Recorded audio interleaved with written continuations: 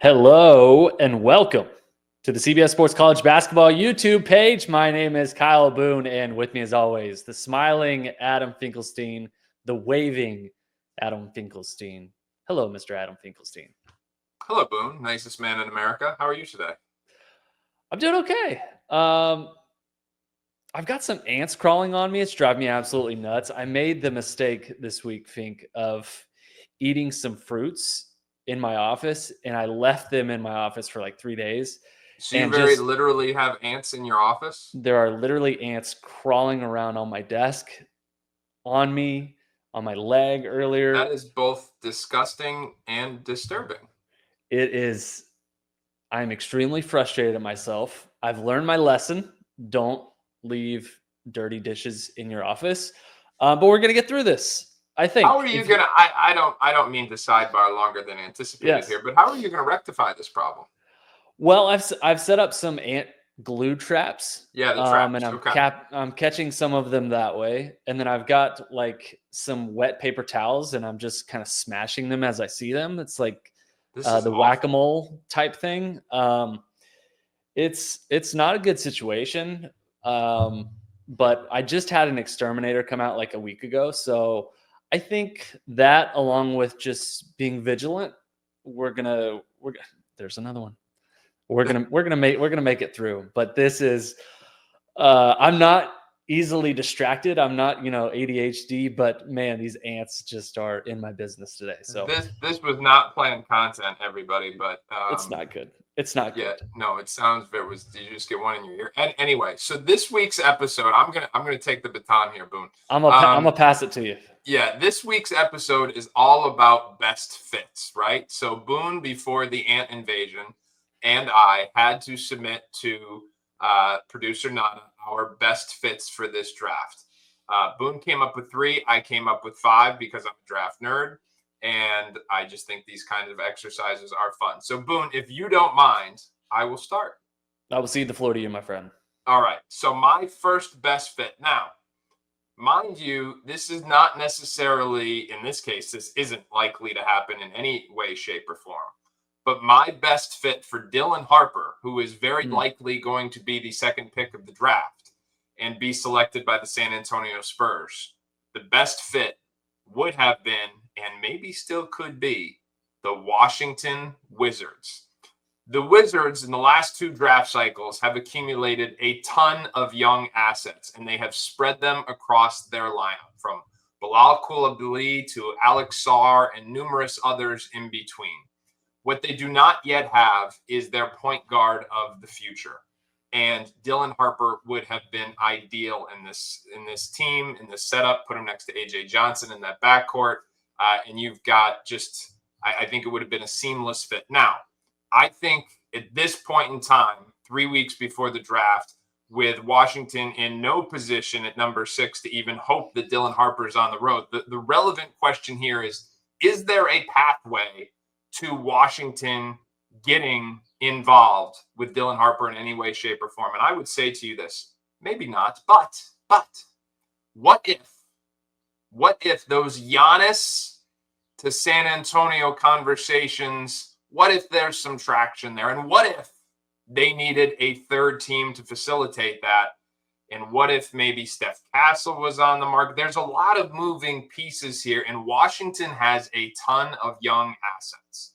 So I think it's improbable, highly unlikely, but if I were Washington, I would be exhausting almost all possibilities to see if there was any way that Dylan Harper could be a Wizard in just a few weeks. Boone, I know it's crazy, but what do you think? You've given me hope. Maybe I'll send a DM to Sydney Sweeney this morning or something. Anything is possible, certainly. I'd say it's highly unlikely this is going to happen. And I think if Giannis is getting traded, I think as Milwaukee, I would make sure I'm getting the best pieces of that deal. And if you're bringing in a third team, I think it's probably for salary reasons. Dylan Harper, I think, just in terms of total skill set, star power potential, like the flexibility of a rookie contract, he would be the one that I'd be circling, him and Steph Castle, as someone who I'd want back in return. I would love that fit, though. Washington probably doesn't have the assets to make that happen at number 6.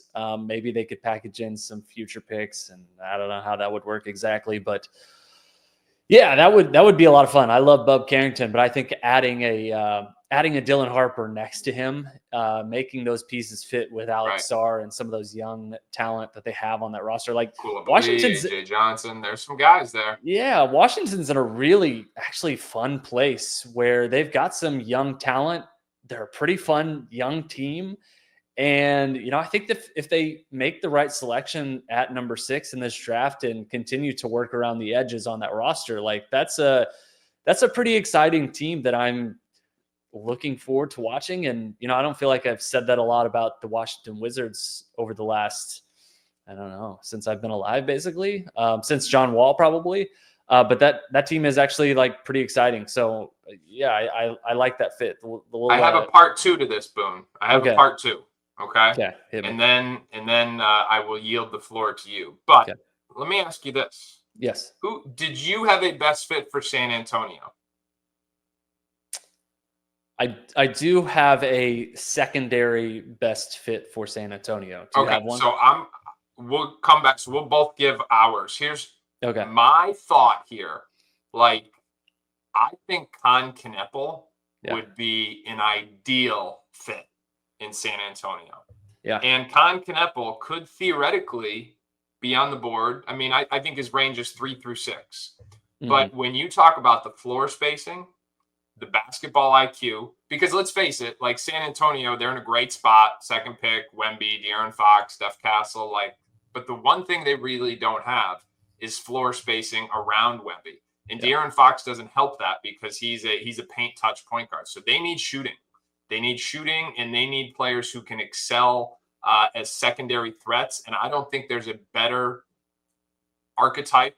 I don't think there's a better player in that archetype than Kon Knueppel. So if I'm San Antonio and I'm just kind of canvassing the market, I'm thinking about like, hey, if Kon Knueppel is like a really good fit here, are there scenarios where I could move down and get this done? Because I think he fills a need on the wing. He gives them the shooting they need. He gives them a high IQ ball mover who doesn't need the ball in his hands a whole lot. And he gives them a secondary playmaker. And I think all of that stuff in between Wemby and Fox would be huge. So again, we're in theoretical city here, but that was one that I thought could be tied to this, potential hypothetical world we're living in. So tell me what you think about that, and tell me if you have any other thoughts on San Antonio. No, I think that's really interesting. And the Kon Knueppel situation, I think, is just generally fascinating because I don't know where you have him on your big board. I don't know if you've laid out exactly where your prospect rankings are. I have him at number 6, and I've mocked him. I have him mocked in my recent mock draft, I think, to number 6 at Washington or 7 to New Orleans.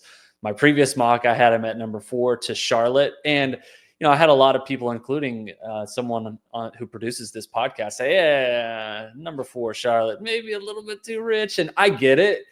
But I think it's funny that, like San Antonio at number 2, Philly at number 3, Charlotte at number 4. You go through the scenarios and like, okay, you could see Ace Bailey going at number 3. You could see VJ Edgecombe going at number 4. But you keep coming back to Kon Knueppel, and it's like, man, he's a good player. That'd make a lot of sense. Why are we ranking him as the number 6 prospect when, like, I don't know, maybe he's just the 3rd or 4th best player in this draft? Like, obviously his skill set, I think, is so complementary that it's going to fit on a number of different rosters. But I think there's a chance with the Kon Knueppel situation specifically where we come back in a few years and it's like, oh, well, yeah, like we had him as the number 6 prospect and, he ended up falling to number 6, but all the while he was kind of hiding in plain sight as the 3rd or 4th best player in this class. Like that would not surprise me one bit. And I think it's kind of fascinating that it's continuously always, at least from my perspective, Kon Knueppel has always been kind of that guy who we rank lower and, we end up projecting lower. And in a few years, we'll look back and say, oh, well, that was maybe we made a mistake there.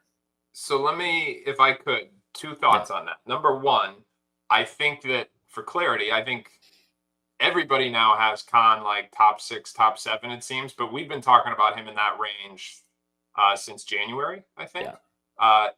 But as to your points about where he goes on the big board, I think a big board, there was a point I saw on Twitter earlier today that I thought was a smart one.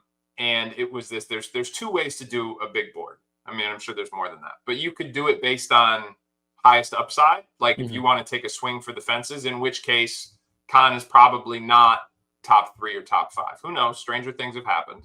Or you could do it on like highest floor, who helps impact winning in the short term, which is what a lot of these GMs are thinking about because they're worried about their own job security. And from that standpoint, I don't know that there are 5 players in this draft who are more capable of coming in and helping winning. And I think to your point about why we are associating him with, programs like San Antonio and Philadelphia, who have the 2nd and 3rd pick, it's because both of those franchises are closer to winning right now than you typically see with teams who draft in the top 3. So it is, logical that they might be looking for a player who can help in that charge right now, especially a place like Philadelphia where they have to win right now. So, you put all these things together and it's what adds to the intrigue for me, because it's like, it adds to the suspense of, will there be deals? Will there be deals ahead of time? Or will it be like a Chris Webber, Penny Hardaway type thing of, let's see if Kon's on the board at 6. And then if you can get him, then we'll make the trade after the fact. But it's all part of what we love about the draft. Yeah, I love that. No, I think that's good perspective. Just for, transparency in my big board, I have to, for the website, grade players based off, 96 to 100 future projected Hall of Famer, 90 to 95 All-Star, 85 to 89 high-level starter, 80 to 84 starter. The list goes on. That grading system for me at least prevents me, I think, in my head from doing things that I may not want to do, like, projecting Kon Knueppel as a top 3 player in this class, or maybe it helps me rank Knueppel as a top 3 player in this class. Like, I think it helps me weigh the ceiling versus floor case and kind of just levels out the grading prospect across the board. Where, like, for example, with Knueppel, I have him as a number 91, which is like high level starter, potential all-star, in that range. But at the same time, like, I have fears at 91 too. And it's really, really hard to, I guess, for me, parse those two, because in a perfect world, Fears is like a definite all-star. He's someone you can build your franchise around. In a different world. Yeah, in a different world, he's a rotation player or a total bust. The range of outcomes for Knueppel is so much wider. For Knueppel, it's wider, for Fears is wider than Knueppel, who I feel confident with. Knueppel is going to be a high level starter for a long time. Maybe he's an all-star, maybe he's not.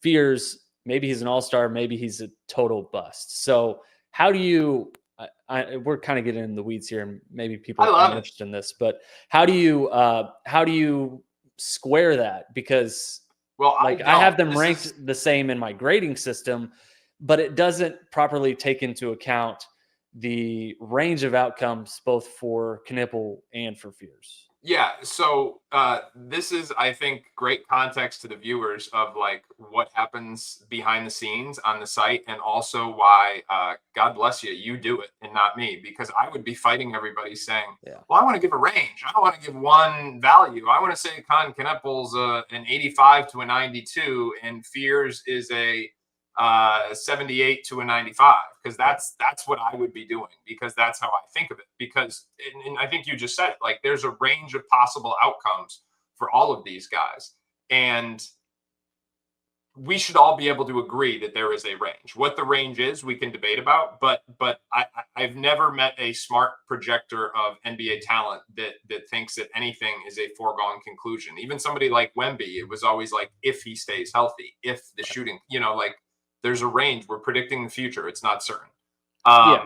So I think it's a challenge to do what you're doing, and I'm grateful you have to do it and not me, because I would really struggle with that. What I would probably do is like take the range and find the median number and call it a day. But yeah, you have fun with that, my friend. Let's move on. Your best fit. Tell me what you got. I thought that was an awesome discussion though. Give me your first best fit. Yeah, so I only have 3. I'm not an overachiever like you. The first one, I have Kasparas, Jakucionis, the Brooklyn Nets at number 8.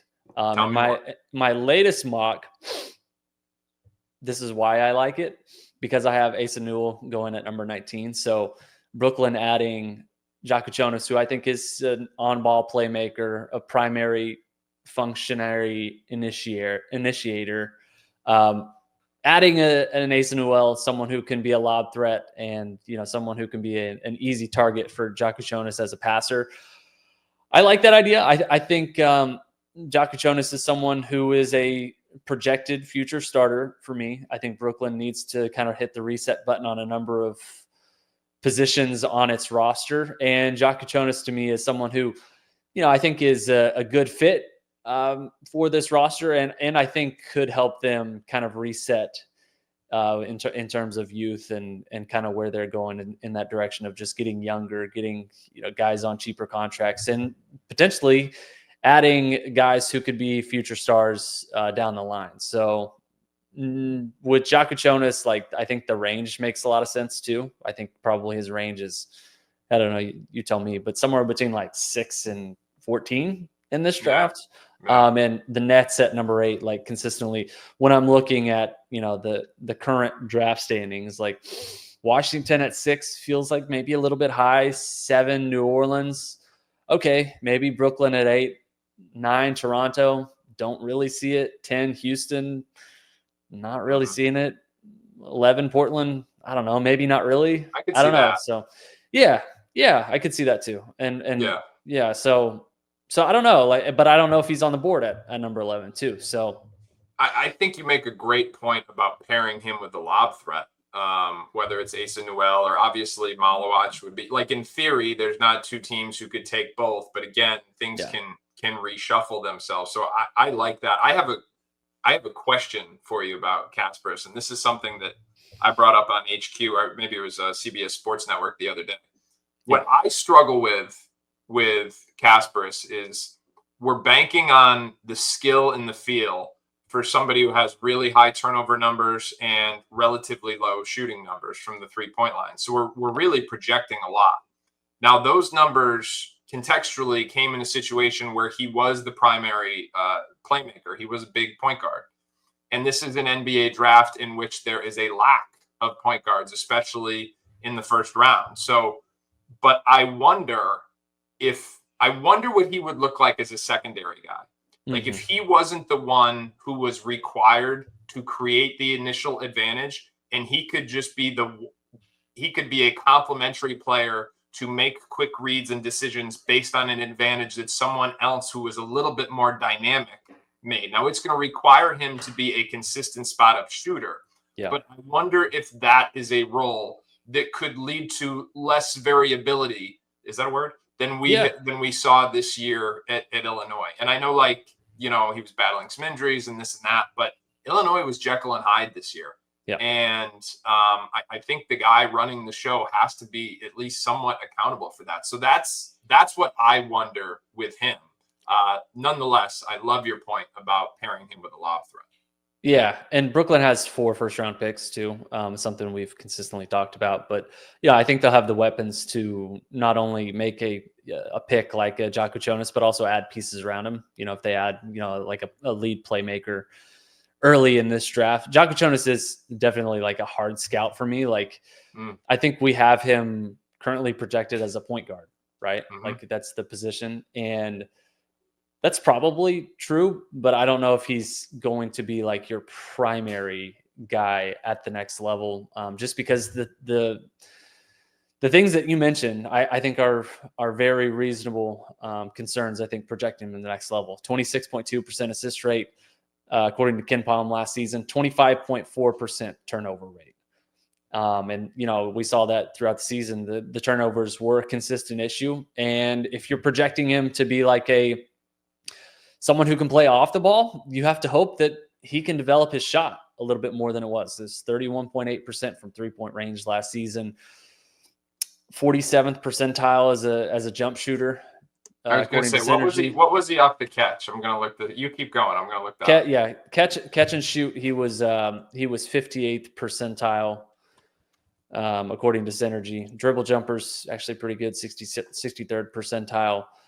And his at-rim finishing, I think, was really good and encouraging. I feel like that's a sneaky strength of his game, where he's Kon Knueppel-esque in many ways, where he's very smart, very crafty, not super athletic, but can play well off 2 feet and just uses his kind of leverage, his smarts to finish at a high level. But definitely some concerns, I think, in the profile if you're projecting him and hoping to make him your lead playmaker. One player comp I have for him, I'm curious what you think about Spencer Dinwiddie. Okay, I've seen that one. I went with Pods. Okay, yeah. But I don't dislike Dinwiddie. I went with Pods because I was riding that, like, is he a secondary guy more than primary? Yeah. I think Dinwiddie would fall in that category, like probably secondary. On off-ball versatility, though, yeah, for sure. Kasparas got in 33 games. He only got 23 open catch-and-shoot threes. So I don't know that he shot 39%, which is good, not great. Yeah. But I don't know that I don't know that that's a big enough sample size to assess how good of an open catch and shoot player he is. And when you talk to people around him, everybody expresses some optimism about his shooting long term. Yeah. I actually have a best fit for Brooklyn as well, and it's a little bit of a different perspective. Okay. Hit me. I would love to see Ace Bailey in Brooklyn. Ace Bailey is a player who, we've talked about it. There is a wide range of potential outcomes, right? Yeah. I still maintain there is star upside here. I know I sound like a broken record, but the wing size, okay, he's 6'8" with shoes on, not 6'10". Let's just be clear. 6'8" with shoes on, games played in shoes. High level athlete, like explosive, change the momentum of the game with a single finish, like jump over people and flush it kind of athlete. And a big-time tough shot maker. I think those things are virtually undeniable. Now, really low assist rate, poor assist-to-turnover percentage, has to build up his body, doesn't get to the rim as frequently as you would think in a half-court game for someone who is as explosive athletically. You put all those things together, people are saying, well, how well does he process it? I think he needs to be in a situation where he's got freedom to experiment. And where winning isn't, I don't want to say it's not the priority, but development is emphasized over immediate results. We saw that last year in Washington, and I think Brooklyn is in a spot this year because, as you said, it's going to be a complete rebuild. They've got 4 first-round picks. He's not going to be on the board when they pick at 8, but if he starts to slip out of the top 3, do we see a scenario where they start to allocate some of their picks and then say, hey, this guy is a potential star. Yeah. Let's bank on our player development program that, by the way, was the basis for accelerating our timeline initially when Sean Marks got here, and leading the development of those young assets is what allowed them to acquire KD and Kyrie and Harden initially. So I just think that could make a lot of sense. And I think they have the draft capital to pull it off if they wanted to move up and take that swing. Yeah, that'd be interesting. Go and get an Ace Bailey if the draft board fell that way. It feels like go get a Cam Thomas, but you already kind of have a Cam Thomas at home. That would be an interesting proposition there. Cam Thomas. Yeah, I don't love those two playing together. That's a good point. Yeah, but I think that contract situation is still playing out. We'll see what Brooklyn and Cam Thomas does. But yeah, certainly a lot of similarities between those two. That would be very fascinating to watch unfurl. Cam Thomas and Ace Bailey sharing the floor. All right, I'll go next. Yes, my next and penultimate pairing is Khaman Maluach to the Toronto Raptors. Mm-hmm. Yes, please. Give it to me. At number 9 is where I have it mocked currently. I think that makes a lot of sense. I'm not entirely sure Maluach is going to be on the board at number 9 anymore. There's a lot of steam with Maluach, dating back like several weeks, where a lot of teams higher than him seem to be very, very interested. There's a lot to like here with Maluach, and we've talked about it before. But someone who got into basketball late as a teenager, 7'2". He's got a 7'6" wingspan. Someone whose archetype you really like, the big lob threat, the big shot blocker. He's got great energy. He's a really good defensive presence, someone who everyone seems to love to be around as a person, just a high character guy, hard worker. This, to me, checks a lot of boxes for Toronto in that Masai Ujiri just kind of loves these type of players, the guys who, are very physical. They're very toolsy. These type of prospects seem to consistently be linked with the Raptors. And so, I think that would make a lot of sense. The Toronto Raptors have obviously some very good pieces already in place, including Scotty Barnes. Maluach could be a great lob threat for that team. I think could fill a need already at the center spot. So I'm here for Maluach to Toronto. Well, and they may have a need. So completely spot on about how Masai Ujiri usually covets length and athleticism. They don't have as much as they have had in years past. And then you look at their books, and you've got Jakob Poeltl, who's coming back $19.5 million in 25-26, and then he's got a player option in 26-27. So this could be the last year of his contract if he opts out, or he's got a total of 2 more left. So there is, in the not so distant future, a potential for needing a new starting center, and at the same time having at least a year buffer to allow him to develop and then see what kind of gains he can make. So I love that spot for you. I'd be kind of into Maluach to San Antonio or Houston, one of the Texas teams. Maluach and Wemby would be stupid. Oh God, give it to me. That would be glorious. Yeah, that would be glorious. I don't know how San Antonio would make that work. I don't think he's going to fall. Where's their second pick? 14. That's highly unlikely, but Spurs, kind of a wild card in this draft. Yeah, have two lottery picks, 2 and 14. Yeah, and fit wise, that would be glorious. All right, go to your next one, Fink. All right, so what I did with these is I did a best fit for everybody other than Cooper Flagg, because if he's not on the Mavs, it would be so silly at that point that we just shouldn't even talk about it. Yeah.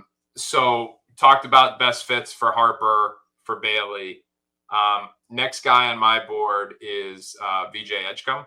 And I think the fit with him in Charlotte is so obvious. Yeah, I actually thought this was the easiest one, because you look at the Hornets and they've got LaMelo Ball, who is this incredibly skilled, flashy, ball-dominant guard who is often hurt and doesn't defend.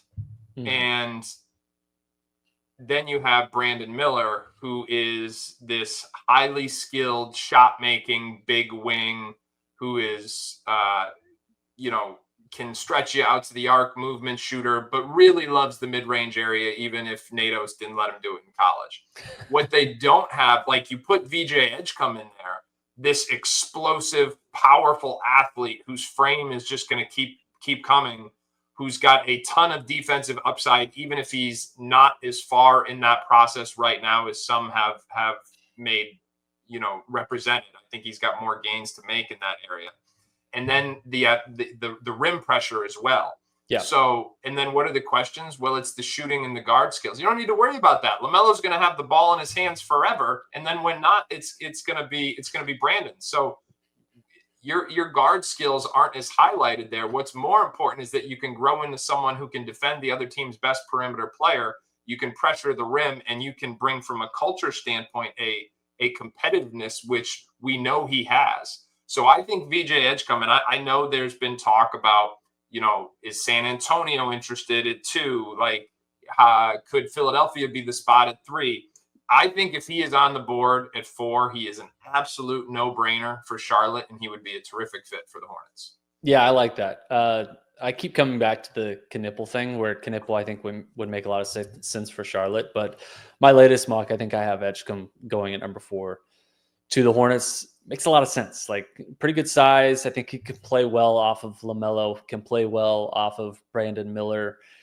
And yeah, like I really like his, obviously the athleticism is the foundation of, him as a prospect. And I think everything that I like about him kind of flows from that. Like, I don't know. I think defensively, there were some lapses last season. He's a true freshman playing in the Big 12. But I think there's like some real star potential for him defensively that I'm not entirely sure we've talked about, or, maybe that's a little bit under discussed, but I really think he has tools to be like a defensive stopper. Yes. If he, puts his mind to it, just because, some of the tools that he has physically, I think that is going to be a real strength for him at the NBA level. That's what I'm projecting. So yeah, like I think that's a great fit. VJ Edgecombe to Charlotte. I'm curious if our resident Hornets fan has any comments here about VJ Edgecombe. No. I'm good. Okay. We can keep it moving. Yeah, he's like, you guys are too long-winded as it is. Let's keep going. All right, Boone, what do you got?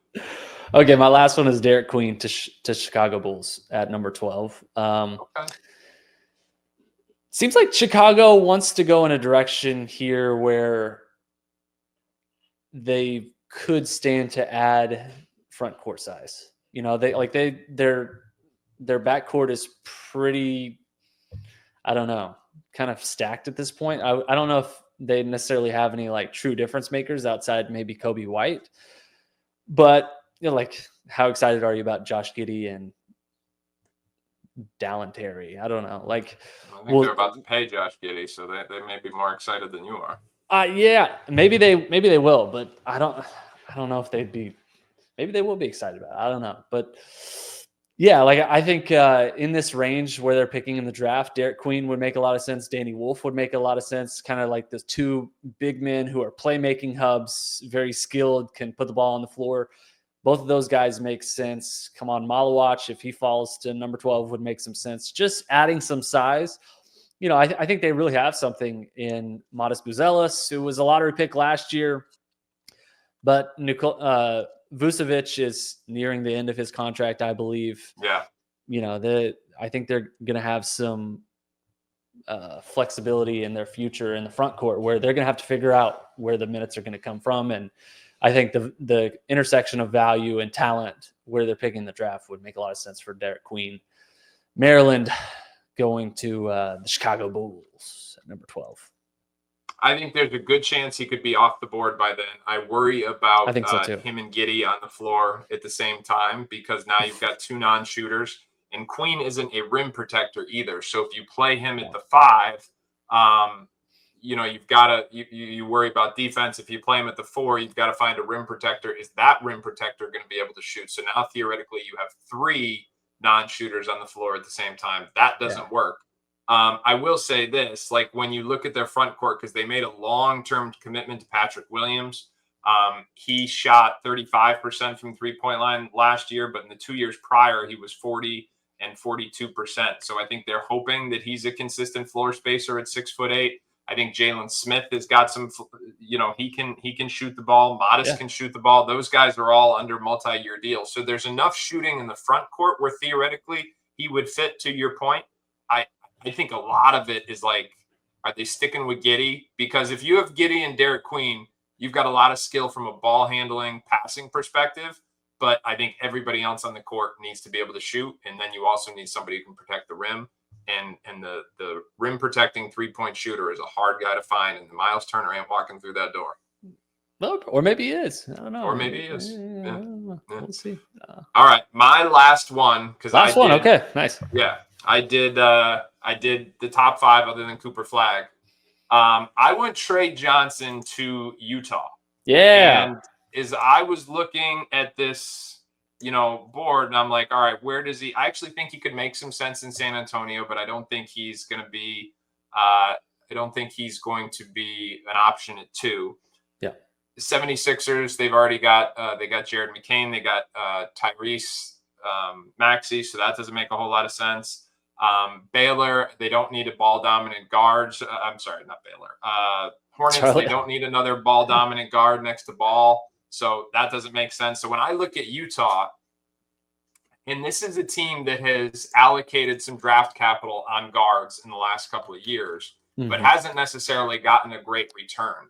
So I'm not sure, like, you know how much I love Avery Johnson when we jump on board with him, but I don't think Colin Sexton is the long-term answer there in the backcourt. I'm not even sure Keontae George is the long-term answer in the backcourt.